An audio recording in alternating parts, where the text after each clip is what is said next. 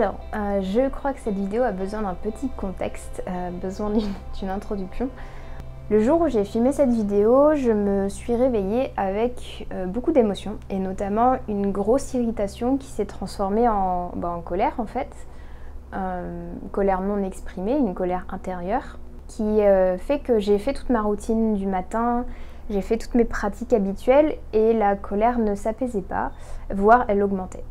Donc là je me suis dit ça va être problématique, toute la journée vivre comme ça. D'ailleurs c'était un mardi, jour de Mars, comme ça pour les personnes qui font de l'astrologie. Et en fait ce que j'ai décidé de faire c'est de laisser tout sortir. Je ne savais pas pourquoi j'étais en colère, je ne comprenais pas pourquoi, j'avais des idées dans ma tête de ouais je suis énervée à cause de ça, ça ou ça, mais je ne savais pas pourquoi à ce moment-là alors qu'il n'y avait pas eu de truc en particulier.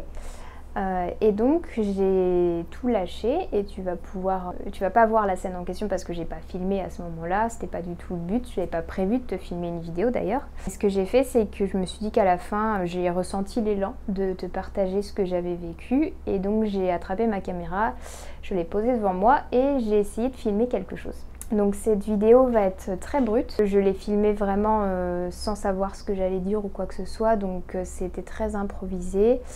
Et j'ai beaucoup hésité à la publier parce que c'est très vulnérable, c'est pas quelque chose qui est facile à montrer en ligne, mais je pense vraiment que c'est une vidéo qui est importante à partager pour moi en fait. C'est vraiment l'élan que j'ai ressenti, je sais pas pourquoi, mais j'ai ressenti cet élan là et il se trouve que j'ai reçu des confirmations par la suite de la vie on va dire. Donc je te la publie aujourd'hui, je te la présente. Je t'invite à rester jusqu'à la fin pour que tu vois vraiment le processus en entier entre guillemets, c'est une vidéo assez courte. Je te remercie beaucoup et je te laisse avec la vidéo.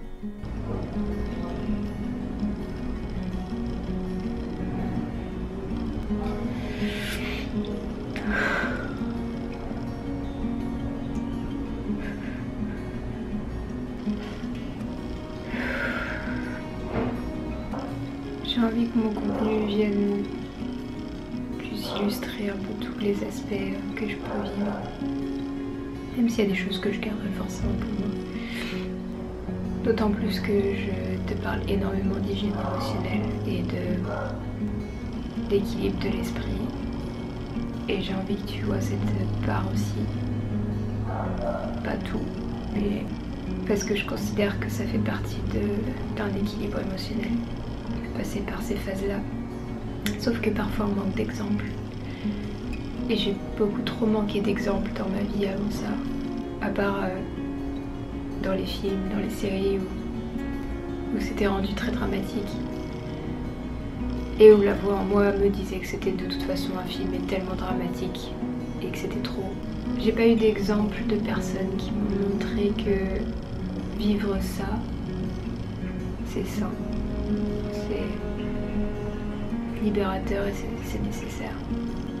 Quand j'ai commencé à voir des gens pleurer sur YouTube, autour de moi, des amis, des gens qui osaient être vulnérables à ce point-là, et qui étaient des personnes très équilibrées en apparence, mais qui étaient équilibrées en fait, c'est juste des personnes qui vivaient pleinement leurs émotions. Quand la voix à l'intérieur de moi, elle a switché de « Ah, c'est dramatique », ah, pourquoi ils en font tout des tonnes. Quand elle a switché de ça à ouais mais elle au moins elle se laisse pas bouffer par ses émotions. Et surtout elle reste pas seule dedans. Parce que le principe même d'une émotion c'est d'être exprimée et si elle l'est pas, on reste dans un statu quo constant que ce soit avec nous-mêmes ou avec les autres. Je vais vraiment très bien. J'ai jamais été aussi comblée de ma vie et dans la gratitude de ma vie. J'ai beaucoup de choses dont j'ai rêvé il y a plusieurs années. Et je suis tellement reconnaissante pour tout ça. Et avec ça, je vis plus de moments comme ce que tu vois là. Parce que j'ai tout simplement accepté les hauts et les bas. J'ai accepté que si je voulais plus de haut, j'aurais aussi plus de bas. Parce que sans ça, j'ai pas l'élan de retourner. J'ai pas l'élan d'avancer si je refuse les hauts et les bas. Parfois quand je vis ce genre de choses, il y a cette vieille voix en moi qui me dit mais t'es devenue complètement folle en fait. En fait, t'es beaucoup plus dramatique que ce que tu croyais. Puis la nouvelle voix, elle te dit non, non, c'est la première fois que t'as été aussi équilibrée dans ta vie. Il y a 15 minutes, je ressentais une colère tellement profonde que je savais pas du tout comment m'en débarrasser. J'avais envie de crier tellement fort que je l'ai laissé être en moi.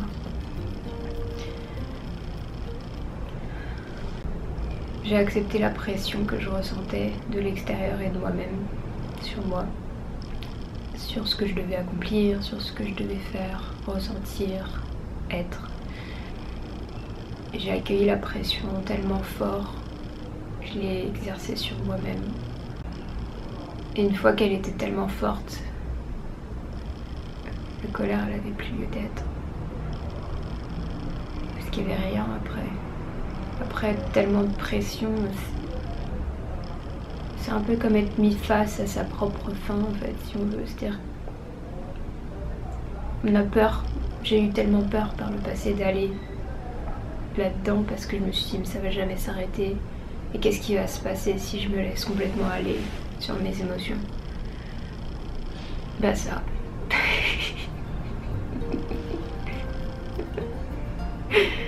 Il va se passer que tu vas sentir les choses tellement fortes que tu vas te rappeler que t'es mortel. Tu vas te rappeler que ta vie c'est un cadeau et qu'elle peut être enlevée n'importe quand. Et que c'est un miracle. Et après tu vas rire de joie. Je fais cette vidéo parce que j'aimerais qu'il y ait plus d'exemples. J'aimerais qu'il y ait plus d'exemples de survivants.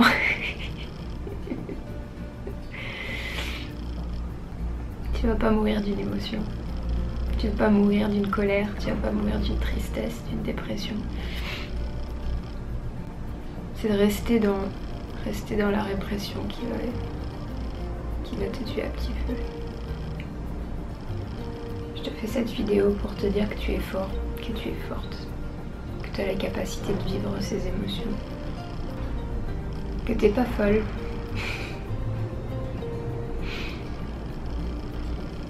Qu'on nous a juste pas appris à gérer tout ça. Qu'on nous a juste pas appris qu'il fallait pas qu'on ait à le gérer, mais à le vivre. Et à l'accompagner.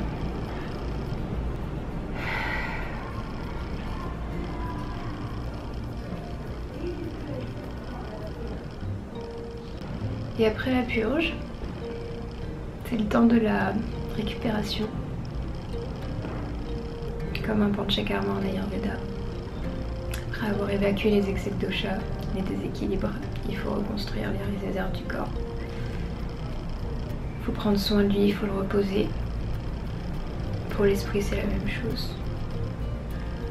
Et ça passe par le corps. Donc ma journée va être tournée sur la récupération. Et la régénération. Si on commençait la journée avec une grosse crise de larmes,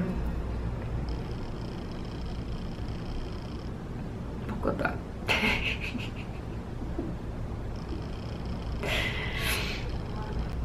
J'ai pas du tout prévu de te parler. Et cette vidéo va être brute, très très brute. Mais bon, c'est ce qui moi m'a aidé à vivre ça. C'est ce qui m'a aidé à créer une nouvelle voie en moi qui m'autorise à vivre pleinement tout ça. Parce que j'ai vu d'autres personnes le faire. Et si un exemple de plus peut t'encourager à pleinement accueillir ce qui se passe en toi, vraiment. Pas juste avec les belles fleurs, les arcs-en-ciel, qu'est-ce que je dis comme exemple? Peu importe. Que s'il y a de la culpabilité, vis-la à fond. Essaye de t'imprégner dedans, voir comment tu te sens. Et une fois qu'elle a vécu en toi, elle peut partir. Et elle va revenir, c'est sûr. C'est pas la première fois que ça m'arrive. Il y en aura d'autres, des moments de purge. Le mentor d'un de mes professeurs lui disait: quand tu commences à travailler avec la réalité, dans le sens la divinité, la réalité suprême, elle va vouloir travailler avec toi. Et si tu as l'impression qu'en commençant à faire du développement personnel, en apprenant à te connaître, à explorer tes émotions, tu as l'impression de vivre encore plus de douleurs, de devenir folle à certains moments, fou, de ressentir encore plus de colère, de frustration, il est fort probable que la réalité elle commence à vraiment travailler avec toi. Et c'est pas très agréable parfois. Et c'est ça qui nous fait grandir. Et je crois que le mot de la fin que j'ai envie de te donner, c'est... T'as le droit de vivre tout ça en même temps. Comme tu peux le voir. T'as le droit d'être en colère, d'être profondément triste et d'être joyeux, joyeuse en même temps. T'as le droit de vivre tout ça en même temps. C'est pas de justifier de passer de l'un à l'autre. C'est pas de justifier de vivre un deuil quel qu'il soit et en même temps d'être tellement reconnaissant pour la vie. T'as le droit de vivre tout ça en même temps.